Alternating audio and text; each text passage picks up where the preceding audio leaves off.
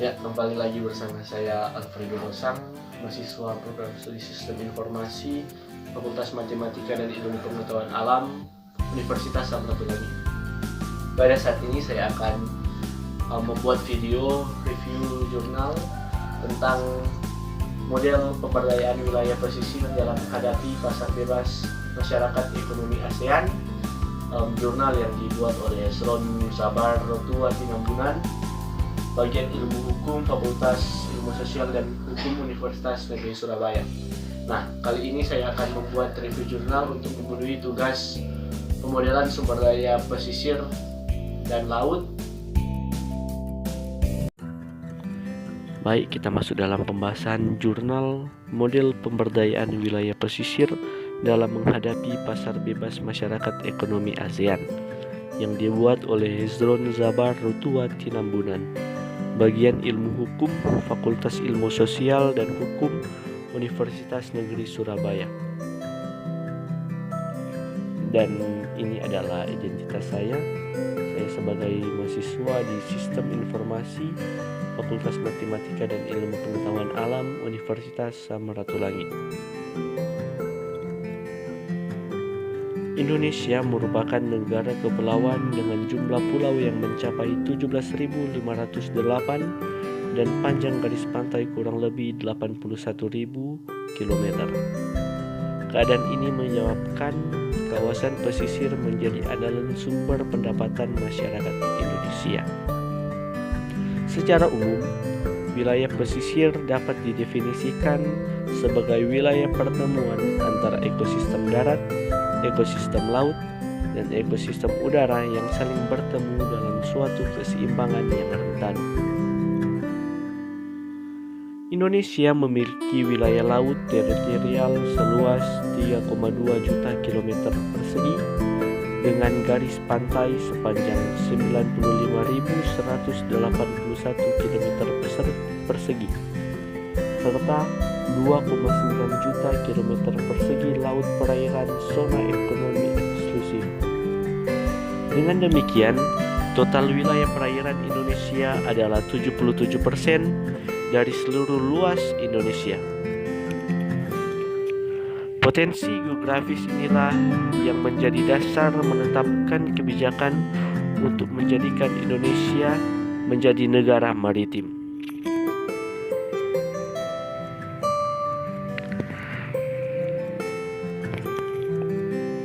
Untuk membangun kemandirian tersebut, terdapat 5 hal yang perlu dimiliki untuk mewujudkan negara maritim. Pertama, karakter building and nation building sebagai bangsa yang memiliki orientasi pembangunan negara dari land-based oriented national development.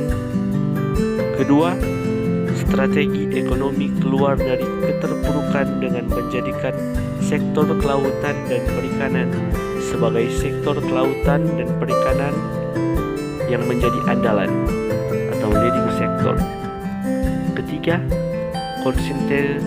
konsistensi implementasi. Dan keempat, lingkungan sosial dan politik yang kondusif. Dan yang terakhir, love environment. Dalam jurnal kali ini, metode penelitian yang dipakai yaitu penelitian ini merupakan penelitian kualitatif dengan pendekatan yuridis, sosiologis, dan penelitian terhadap hukum sebagai law in action, merupakan studi ilmu sosial dan non-doktrinal yang bersifat empiris. Dalam penelitian non-doktrinal, perhatian peneliti akan terfokus pada pemerintah Kabupaten Banyumas yang merupakan badan penanaman modal dan pelayanan perizinan, stakeholder dan masyarakat, terkhusus DPRD Kabupaten Banyumas. Spesifikasi penelitian ini bersifat deskriptif dengan sumber data berupa manusia dengan tingkah lakunya, peristiwa dokumen, dan arsip. Lokasi penelitian dilakukan di Kabupaten Banyumas dengan penentuan sampel lokasi dan informasi penelitian secara purposive sampling. Data dikumpulkan dengan metode interaktif dan non-interaktif dan dianalisis dengan model analisa interaktif dan analisis mengalir atau flow model. Sedangkan validitas data menggunakan triangulasi sumber. Nah, penelitian yang dilakukan di 3 kabupaten kota tersebut menunjukkan kebijakan yang dibuat dalam peraturan daerah maupun peraturan gubernur masih sangat minim implementasinya. Desa Tambak Cemandi Sidoarjo dari wawancara bersama warga desa bersama pemerintah, desa dan kelompok nelayan menunjukkan indikasi bahwa minimnya perhatian daerah kepada masyarakat pesisir. Mayoritas sendi penghidupan masyarakat desa Tambak Cemandi bertumbuh pada pengelolaan tambak bandeng dan pertanian garam serta pencarian ikan oleh para nelayan menggunakan perahu kecil.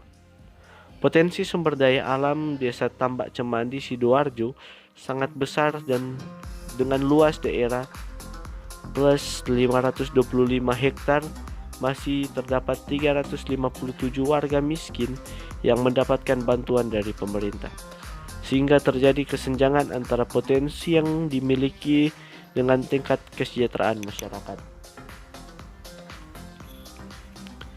Kebijakan pemerintah Provinsi Jawa Timur sendiri, Kabupaten Sidoarjo termasuk kawasan Minapolitan yang merupakan kawasan strategis dari sudut kepentingan ekonomi. Tingkat perekonomian di desa pesisir Kabupaten Sidoarjo justru tergolong rendah dan kurang mendapatkan perhatian pemerintah daerah.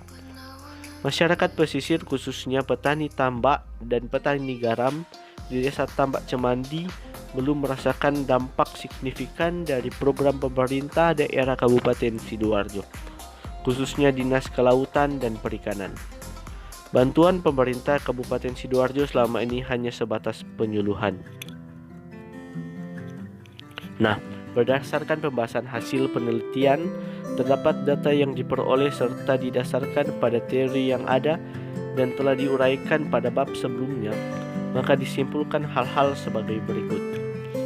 Yang pertama, bahwa kebijakan penguatan budaya maritim desa pesisir oleh pemerintah Provinsi Jawa Timur dalam menghadapi masyarakat ekonomi ASEAN yang disingkat MEA hingga saat ini belum dilakukan. Fakta yang ada di lapangan sebagian besar tidak mengetahui perihal pasar bebas MEA yang akan dimulai pada Januari 2016. Kebijakan pemerintah daerah nomor 6 tahun 2012 tentang pengelolaan dan rencana zonasi wilayah pesisir dan pulau-pulau kecil tahun 2012 hingga 2032 masih belum dapat dirasakan oleh masyarakat desa pesisir. Potensi yang ada di desa pesisir di Jawa Timur belum dapat bersaing di pasar bebas masyarakat ekonomi ASEAN. Hasil pengelolaan dan pemanfaatan yang masih rendah dari pemerintah daerah. Yang kedua, faktor-faktor yang menjadi kendala penguatan budaya maritim desa pesisir di Jawa Timur dalam menghadapi masyarakat ekonomi ASEAN. Dikarenakan masih minimnya sosialisasi yang dilakukan oleh pemerintah daerah, masyarakat desa pesisir bersikap acuh terhadap daerahnya. Tidak adanya modal dari pemerintah sehingga nelayan harus meminjam uang dan menjual hasilnya pada pengepul, serta belum adanya pasar untuk menjual ikan segar dan produk olahan masyarakat desa pesisir. Nah, berikut tadi adalah pembahasan, semoga bermanfaat. Nah guys, tadi merupakan review jurnal tentang model pemberdayaan wilayah pesisir dalam menghadapi pasar bebas masyarakat ekonomi ASEAN. Sekiranya untuk tanggal, hari, dan tahun itu didasarkan pada jurnal ini dipublish, sehingga untuk review kali ini mungkin ada tahun-tahun sebelum sudah lewat, tapi untuk dasar itu saya ambil pada jurnal kali ini yang saya review. Oke, terima kasih. Semoga untuk review kali ini bisa bermanfaat bagi teman-teman, terutama kunci Uji bisa memahami review jurnal kali ini, dan